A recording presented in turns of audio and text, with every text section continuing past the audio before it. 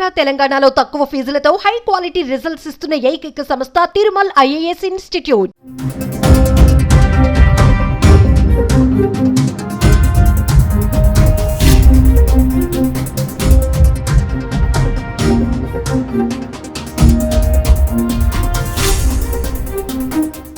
China virus HMPV వచ్చేస్తోందంటూ దేశవ్యాప్తంగా ఆందోళనలు మొదలయ్యాయి. దేశంలో కేసుల సంఖ్యలు కూడా పెరగడంతో కరోనాలా కమ్మేస్తుందేమో అని ప్రతి ఒక్కరిలో భయపడుతున్నారు. కేంద్ర రాష్ట్ర ప్రభుత్వాలు కూడా అలర్ట్ అయ్యాయి. ఇప్పటికే ఆందోళన అవసరం వద్దని చెప్తూనే ముందస్తు జాగ్రత్తలు తీసుకుంటున్నాయి.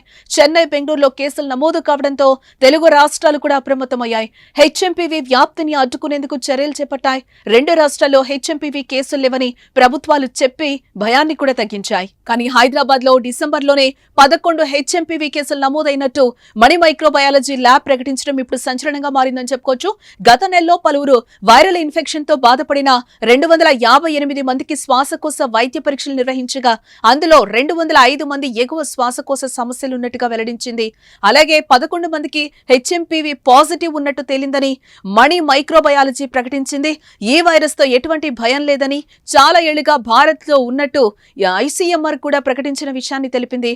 మణి మైక్రోబయాలజీ ల్యాబ్ తాజాగా ఒక ప్రకటనతో అంతా ఒక్కసారిగా షాక్ అయ్యారు. ఇతర దేశాలు, రాష్ట్రాల్లో వైరస్ వ్యాప్తిపై భయపడుతున్న ప్రజలకు హైదరాబాద్ లో 11 కేసులు నమోదై వారంతా డిశ్చార్జ్ అయ్యారని చెప్పడం ఇప్పుడు చర్చనీయాంశమైంది.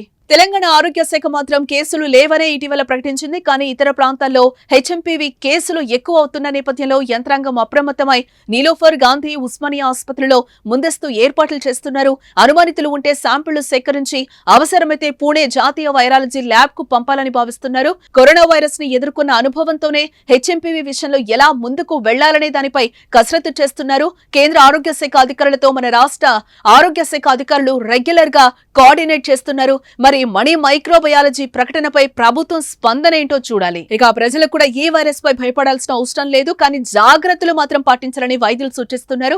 దగ్గు, తుమ్ముతున్నప్పుడు నోటికి లేదా ముక్కుకు హ్యాండ్ కర్చీఫ్ లేదా టిష్యూ పేపర్ ను అడ్డు పెట్టుకోవాలి. సబ్బు లేదా ఆల్కహాల్ తో కూడిన శానిటైజర్ తో తరచూ చేతులను శుభ్రం చేసుకుంటూ ఉండాలి. అధిక సంఖ్యలో ప్రజలు ఉండే ప్రదేశాలకు వెళ్లకూడదు. అలాంటి ప్రదేశాలకు వెళ్లితే జాగ్రత్తలు మాత్రం ఖచ్చితంగా పాటించాలి. ఫ్లూతో బాధపడుతున్న వారికి దూరంగా ఉండాలి. జ్వరం, దగ్గు, జలుబుతో బాధపడుతుంటే బహిరంగ ప్రదేశాలకు అసలు వెళ్లకూడదు.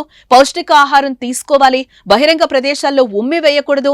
దగ్గు, తుమ్ములు, జలుబు వంటి లక్షణాలు ఉంటే ముందు జాగ్రత్తగా వైద్యులనైతే సంప్రదించడం చాలా మంచిది.